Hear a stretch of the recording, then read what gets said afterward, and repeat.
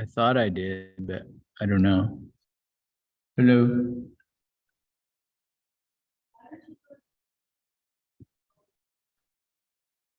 Okay.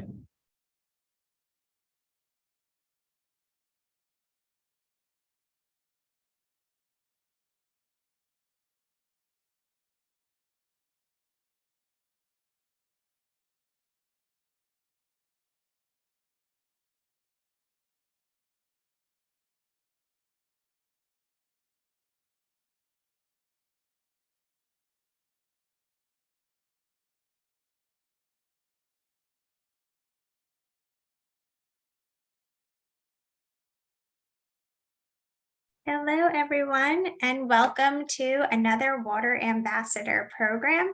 As a reminder, the Water Ambassador program is a partnership between Martin County and the University of Florida IFAS Extension Florida Sea Grant Program, and it's co-run by myself and Vincent Encomio. So we have a great suite of webinars coming up. Again, they are monthly on Tuesdays with an extra special webinar planned in September, which is to be determined. So in July, we have a presentation about the One Health Fish Monitoring Citizen Science Project. In August, we're going to be talking about green infrastructure. And then in September, we're going to be, this is actually by request, we're going to be talking about HOAs with stormwater management programs and working with community residents and HOAs on stormwater management. So we are providing CEUs if you are in need of a CEU for FNGLA certified professionals or the Florida Water Star professional. Contact either Mary or Vincent in the emails provided. And our webinars are now available on YouTube, so you can see all of our previous years, including our most recent ones on the YouTube page, which is Martin County, UFIFAS Martin County Extension. So again, we are recording this and it's available on the YouTube page. We will be like always, doing questions at the end. So please just put your questions in the chat and then we'll respond to them at the end. And I am really pleased to be able to introduce to you Caleta Scott. Caleta is going to be talking to us today about One Voice, One Community, One Lagoon, the Indian River Lagoon National Estuary Program, and the Indian River Lagoon Council's role in a healthy Indian River Lagoon. Caleta is the Community Engagement Coordinator for the IRL Council. And that position is responsible for highlighting the importance of projects with local government scientists and citizens. So after receiving her Bachelor's of Arts in Business Administration from the University of Florida, Caleta enjoyed a thriving private sector operation management career in Atlanta, Georgia. But then she moved back to her birthplace in Fort Pierce in 2015. And her previous local government roles with the city of Fort Pierce and Florida Department of Health in St. Lucie County has given her valuable experience in community engagement, strategic planning, and public health. Caleta is enthusiastic about wellness and has been a yoga instructor since 2020. You can find her at Fort Pierce's Frederick Douglass Beach, along the Indian River Lagoon at Old Fort Park, walking the Seaway Bridge, or at some of our Water Ambassador programs. I'm pleased to say that Caleta has been a fantastic partner so far. So I want to thank you all for joining us. I want to thank Caleta for being here as a presenter. And with that, I am going to switch it over to the presentation. Thank you, Lisa. And I'm so excited to be here.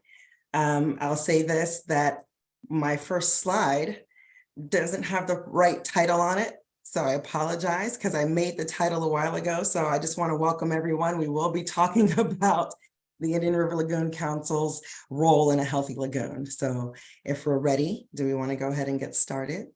Yes, I am just pulling it up. Give me 1 second. I see some faces out there. I couldn't see everyone, but hi, Sarah. And I'll Okay. say also that it is a pleasure to work with Vincent and Lisa. Since I started in the role in December, they've been a wealth of knowledge and kind of just sharing information with me, and they're great teammates. And also, it doesn't hurt to work with the Gators too. Go Gators. Go Gators. Go Gators.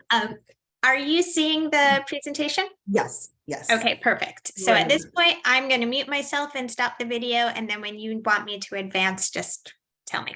Let's go ahead and advance it, and let's start talking about what we love, this beautiful treasure right here, the Indian River Lagoon.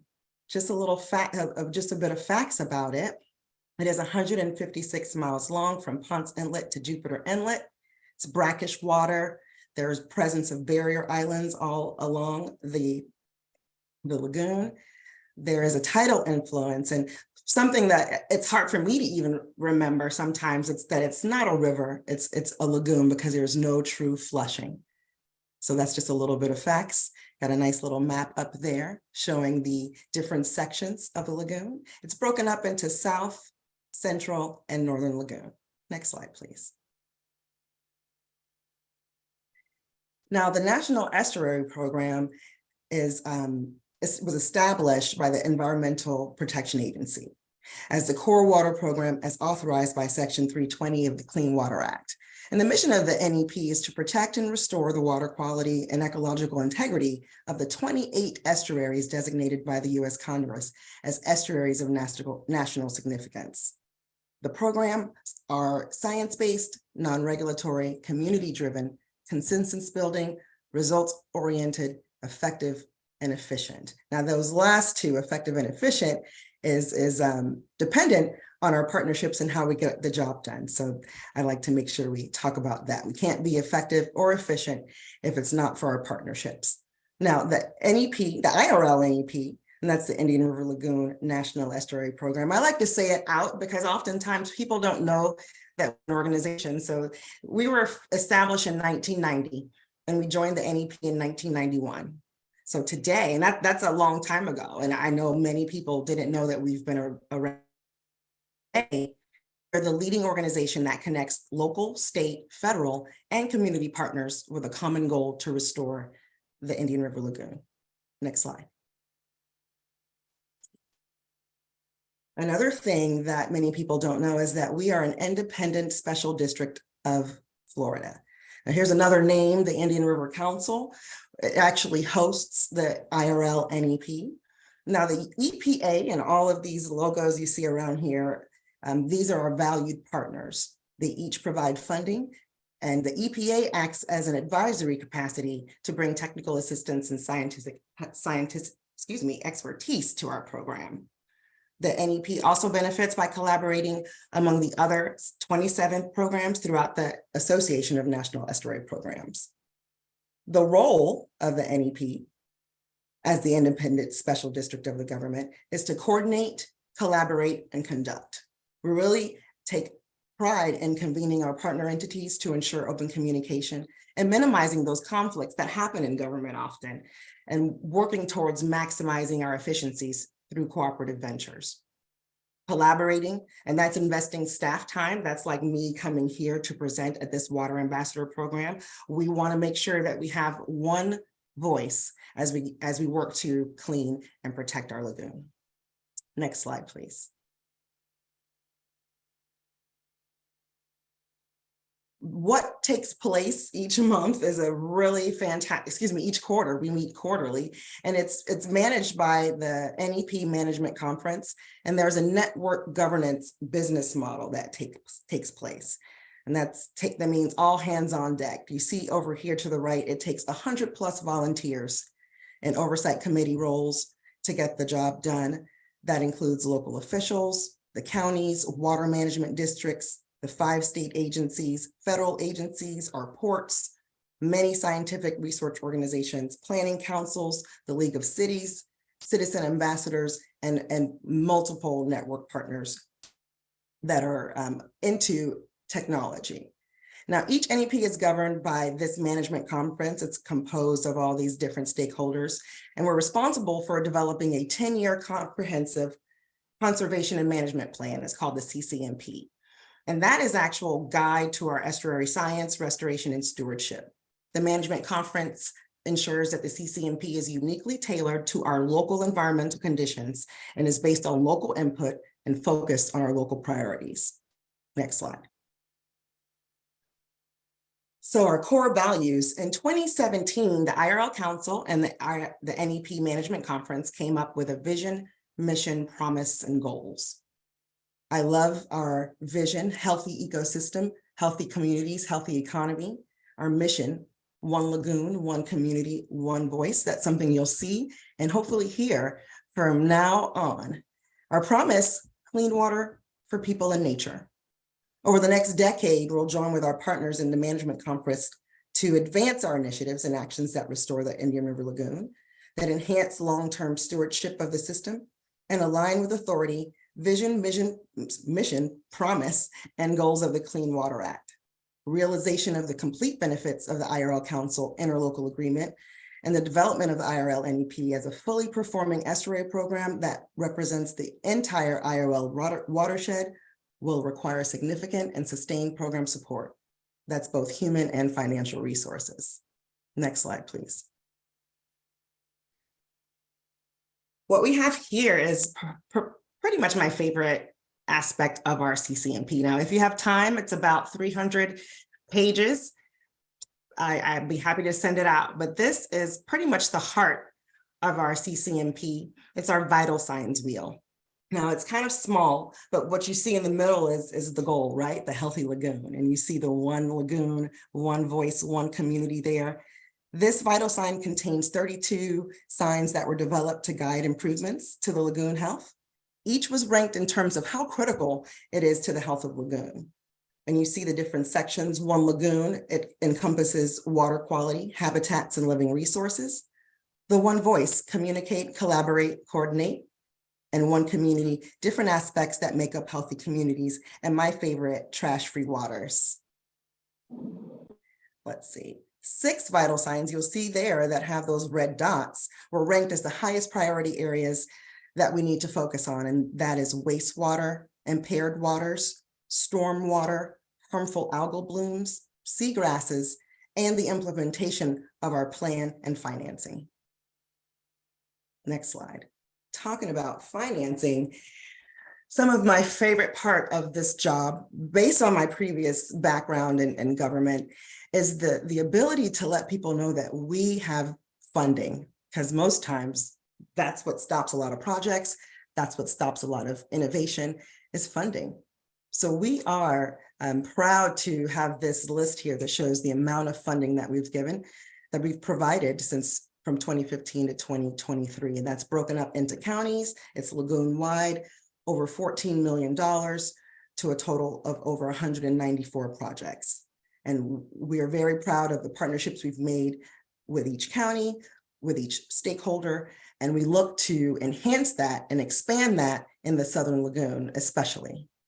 Next slide. So just, Lisa, this, if you can just click a couple times, I think this has some little, yeah, there we go. $7.64 billion a year. That's a lot of money. That is how much annual revenue is generated from the lagoon. And it costs $230 million to clean up. And that's a return on investment from a healthy lagoon is 33 to 1. And that's outstanding. We're actually in process of getting a new report done so we can get an update on those numbers. This is from 2016, but we can imagine how much of an impact that has right here on the Treasure Coast. And we all love the river. We want to make sure that we protect it and keep it clean for future generations, and also to help our thriving economies. All righty, next slide. This is where it gets a little real in the presentation. I have shown this slide a couple of times, and it's kind of all over the place. And it's really a graphic that shows the many ways that the lagoon is impacted. And there are indeed many pollutants, many sources, and many pathways. So there's habitat loss.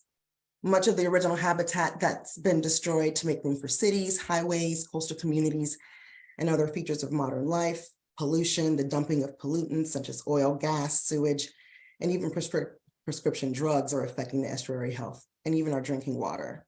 Nutrient over-enrichment, fertilizers, grass clippings and leaves, nutrients and sewage discharges or septic tank fields can overstimulate excess algae growth, and that depletes oxygen and suffocates our animals. Much more. Freshwater drainage. As our municipal needs increase, the drastic changes in water flow occur, impacting our estuaries and changing the amount of freshwater drainage. Runoff, different materials from human activities such as pesticides, fertilizers, oils, and paints are carried from stormwater, from uplands into the estuary, reducing our water quality. Trash, human generation of huge amounts of trash, and some of it ends up in our estuaries, which not only harms our animals, but the water quality. And even exotic species, such as unwanted fish and other creatures from people's aquariums, sometimes are dumped in streams and rivers, which can impact native species and the lagoon's economy. And we cannot forget about sea level rise, which on a state and national scale is becoming one of the greatest threats to the survival of estuarine habitats. Next slide. We've all seen this before down here in the Southern Lagoon, and we're impacted by all of the chronic stressors that we just talked about on the last slide. But Lake Okeechobee freshwater discharges can shift the system to freshwater and make it very vulnerable to toxic cyanobacterial blooms. When I first moved here is when it was like in the hot zone, and I thought that beautiful green I thought it was beautiful. And then I realized what it was, and it's still beautiful, but that's not what we want to see in our waters. Next slide, we'll talk a little bit about kind of what happened. And I said I moved here in 2015, right at that picocyanobacteria bloom. But from 2011, there was a super bloom and then a second bloom. We had brown tide, which led to some wildlife mortality events with manatees, birds, and dolphins. That additional bloom in 2015 and 16, more brown tide and major fish kills, continuing blooms, cyanobacteria, nanocyanobacteria blooms, tremendous amount of loss of seagrass. And we didn't have any large blooms in 2021, but then we had an unusual manatee mortality event. And this is just a little timeline of nature taking its course. And manatee mortality in the lagoon slowed a bit in 2022. In total, 800 manatees died in Florida during 2022, with about 434 of these deaths occurring in the Indian River Lagoon counties, with Brevard County having the largest portion of deaths with 346. Next slide, please. So our seagrasses are still struggling, and the Southern Lagoon water quality also remained good throughout much of 22. There are no Lake Okeechobee releases in 2022, and despite Hurricanes Ian and Nicole passing through, the salinity in the river supported the growth of oysters throughout the year. Very few harmful algal blooms were observed, and those blooms were short-lived. So next slide. I'm going to take a moment to do a plug. I was going to plug it a little bit earlier. We're talking about seagrass and what's the big deal about such a small plant? We'll talk about that. Only 7 species occur in Florida, and we have all 7 of them in the Indian River Lagoon. It's a true barometer of the lagoon health, and it's one of the most productive ecosystems. And it allows for an increase in biodiversity. It's a nursery for marine life, food, shelter. It stabilizes the lagoon bottom, provides oxygen. It's a shoreline protection.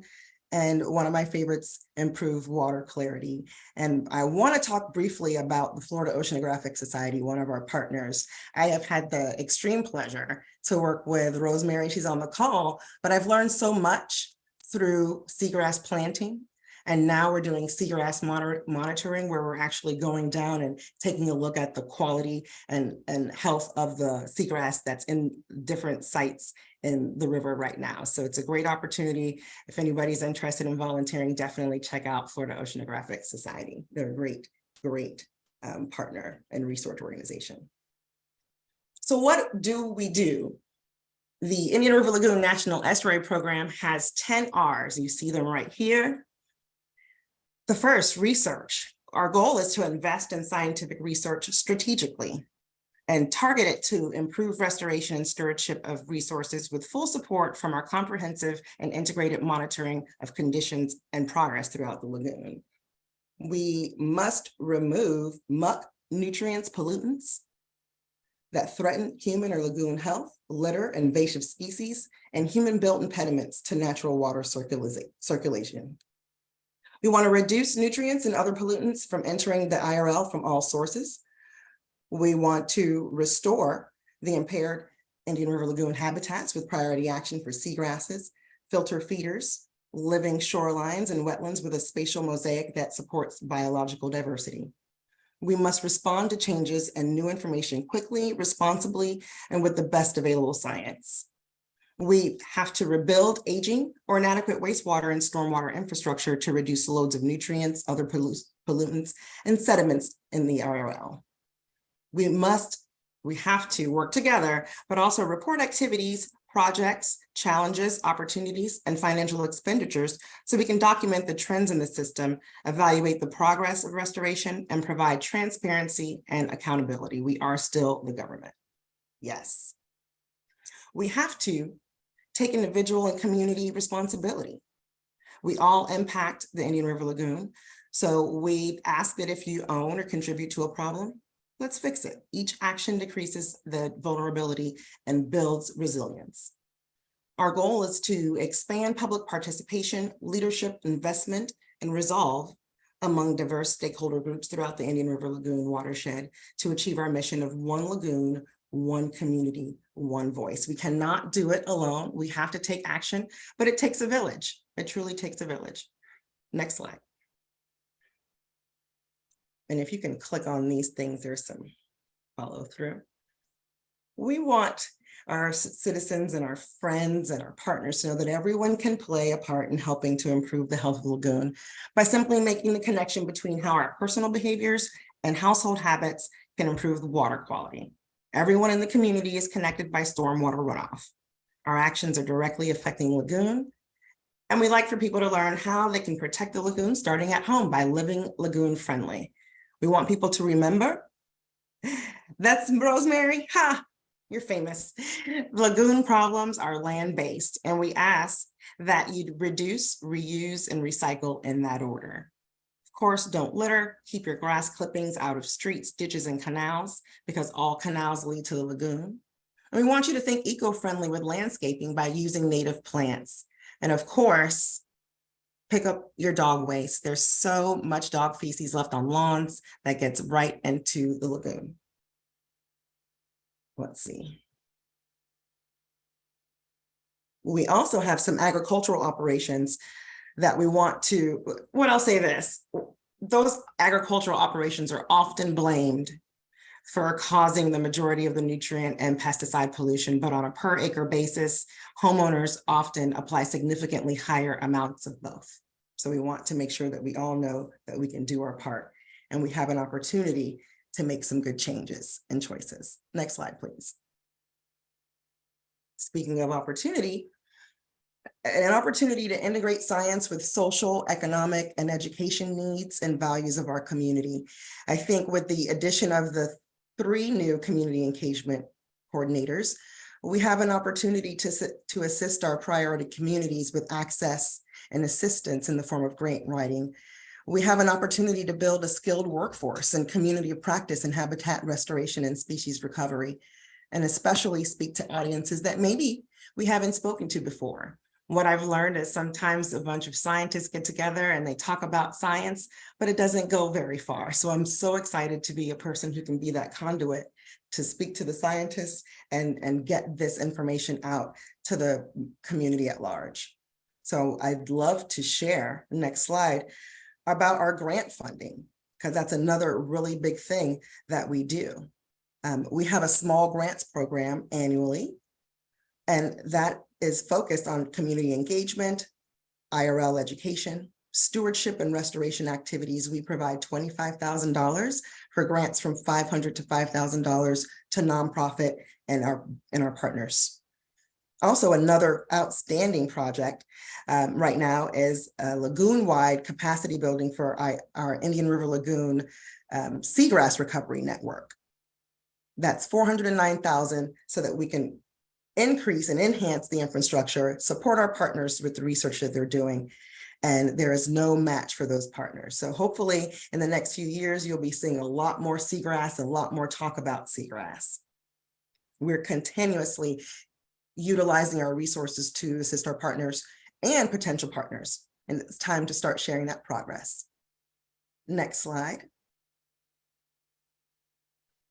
This is just a small little photos of a couple of the current Martin County projects that are funded.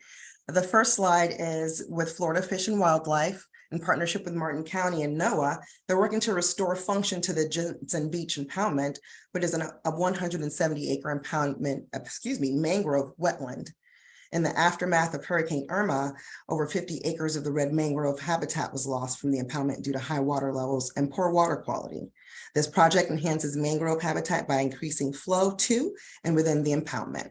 We're excited, and the sediments within the channels is expected to occur within the fall or winter of 2022-23. I don't have an update on that project as of right now. I thought I would before today.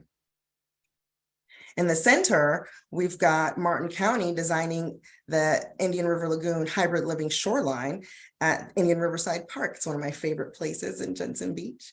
The project will deliver resilient living shoreline at the park that will stabilize, prevent erosion, support a wide variety of species, and provide an example of the benefits of nature-based solutions. The project included design, engineering, permitting, construction of a sediment rock breakwaters placed about 150 feet offshore. And by reducing the wave energy, the breakwaters will promote mangrove growth and reduce turbidity, and encouraging seagrass recruitment. I'm excited for that project and for working with Vincent in the future on some shoreline projects. And on the right, this was the groundbreaking for the C23-24 STA. That is designed to treat water from the C23 and C24 basins and encompasses more than 2,500 acres. Once it's operational, the project will reduce the sediment, phosphorus, and nitrogen going into the St. Lucie River Estuary and southern portion of the IRL. That project was in partnership with the Army Corps of Engineers, South Florida Water Management District, as they work on their comprehensive Everglades restoration plan. And it's interesting to see how all of these plans with our major partners all work together. And that's really the goal, one voice, having the same message with the same mission. Again, next, we have a tremendous opportunity to, thank you, next slide, to introduce our partners to more people in the community, because we cannot do the work. Our partners cannot do the work without volunteers. So it's our goal to make sure that more people know about all of the work that we get to assist in participating in, because we acknowledge that we're not actually out there doing the work, it's our partners. And we want to guide as many people who are interested. As we're out on a watershed hike, like I was earlier today, I met a person who was going to go and do some seagrass monitoring with me the next time we have an opportunity. So it's really important to get as many people aware of the benefits of the Indian River Lagoon and how we can help improve that. And so our goal is to make sure that all of our partners have more volunteers and get more people involved in all of the work that we do, because we just fund the work so that you can do it. And that's you, Lisa, you, Vincent at IFAS, you, Rosemary, you, the citizen that's sitting there. So I want to thank you. I think I'm done for your time. And thank you for allowing me to share a little bit about what the Indian River Lagoon National Estuary Program does. And I'm happy to answer any questions that you may have. But more importantly, I hope to connect with you. So please contact me and let me know what you're doing, what you're interested in doing, and I'd love to make any connections that I can. Thanks. Great, thank you so much, Caleta. And it's really exciting to have these new positions on board to help get the community engagement involved with the National Estuary Program, which we know does such fantastic stuff. Yes. So those of you who have questions, put it in the chat box. In the meantime, I have a couple questions for you. So I know that I am fortunate enough to sit on the STEM advisory committee for the Yes. NEP. And I know that you also have a citizen advisory committee. Yes, I And do. so our water ambassadors are sort of these engaged super volunteers. If anyone's interested in sitting on the citizen advisory committee, how would that make that happen? So that's literally my goal, Lisa. You must have been in my head. We don't have much of a presence from the Southern Lagoon on that community engagement committee. So I would love to have them reach out to me, and we would make that direction through our Southern Lagoon board members. And it's an appointment or it's an invitation to the committee. Perfect. So if they send me an email saying they're interested, we can get them ready for the next meeting, which takes place in August with their quarterly meetings. Great. Vincent has a question. He says, what are the implications for the IRL NEP with the governor's new budget and funding for the Indian River Lagoon? Wow. Well, that was pretty much, as my boss, Dwayne DeFries says, like an unprecedented amount of money that we probably won't see again. So what we know, I don't have the exact number, over $100 million for the lagoon. A lot of that work is going to be continued to be done. We're going to continue doing the work that we do right now with more funding, because like I said earlier, we've got the partners, we've got the research, we need the funding in order to carry it out. So this is going to be able to allow us to implement a lot of projects, work with a lot more people, and hopefully get closer to having a healthy lagoon. Yes, let's see. So Sarah asks, oh, sorry, I'll just read it so everyone can hear the question. Will you provide a link to the grant funding, and would a mobile hazardous waste vehicle fit within the mission of the IRL NEP for the purpose of a grant? Mobile hazardous waste vehicle. That sounds really interesting. Yes, that fits in more than one of our categories. So yes, I can definitely, I'm going to put a link to our website. That the grant cycle is not open right now, Sarah, but it comes open again in the fall. We'll make sure you're definitely aware of that. And it's right on our site, and I'll get that pulled up here in a minute. Yes. Caleta, I did put a link to onelagoon.org in the chat. Yes. And our website is full of information. It's going to soon be updated to kind of flow a little bit easier, but anything you want to find in there, it's there. All of our work plans, our annual reports, bipartisan law, work plans, everything is there. And we're looking at the slide with this fantastic new logo for the One Lagoon, One Community, One Voice. I know that the NEP also has a new license plate. Can you talk a little bit about that? Oh, man, I should have put it in a slide in there, Lisa. Darn it. Yes. So for $15, you can purchase a Indian River Lagoon license plate, and all of that funding supports our research. And I want to say that we've had over $200,000 annually, between $100,000 and $200,000 annually from our license plate. So it's not a small amount of money. It really makes an impact. On our website, there is a link that you can buy one.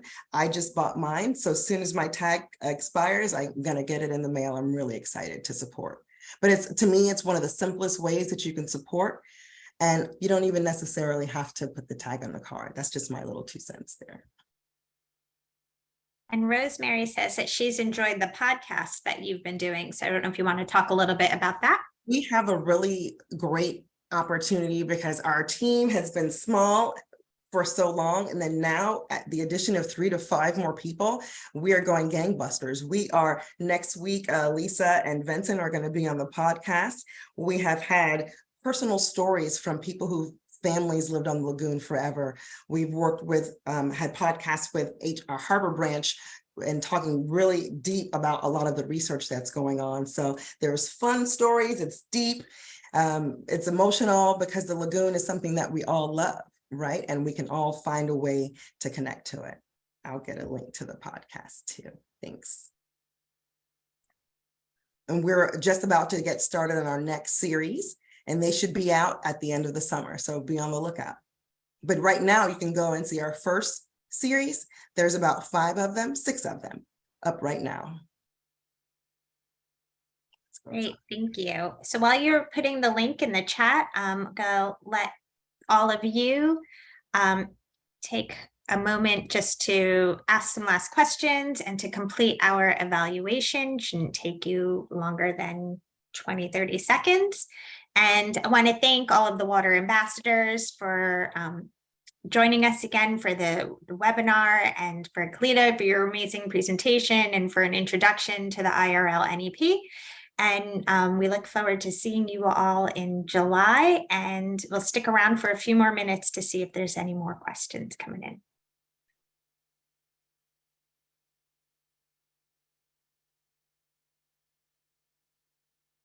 That is a link to the episode 1, and then it kind of rolls you through them all. Our website, I'd like to just go to our website and type in the search box, what are we looking for? We have the mission. We're talking about manatees, the Brevard Aquarium, if you haven't been up there. It's a beautiful aquarium that soon will be named for our executive director, Dr. Dwayne DeFries. They're going to have an aquarium built there. And then, of course, our 4th episode was about some of my favorite stuff is seagrass. I never knew that I would love seagrass so much. I talk about it a lot. I have a friend who works at the Clearwater Aquarium, and somehow we were on the phone on a personal call for about 20 minutes talking about seagrass. And I think that is such an important thing to remember when we start to reach outside of our normal group of friends in science world and just start talking to our everyday citizen, how much education and how much learning and how much outreach and how much growth we can all have by taking that step. So that's part of my mission, is kind of getting the word out about the Indian River Lagoon National Estuary Program, what we do, and how everyone can help. I love it. That sounds like the perfect sentiment to end this webinar. So I want to thank you again and thank all of you for joining us. And we will see you next month. Thank you.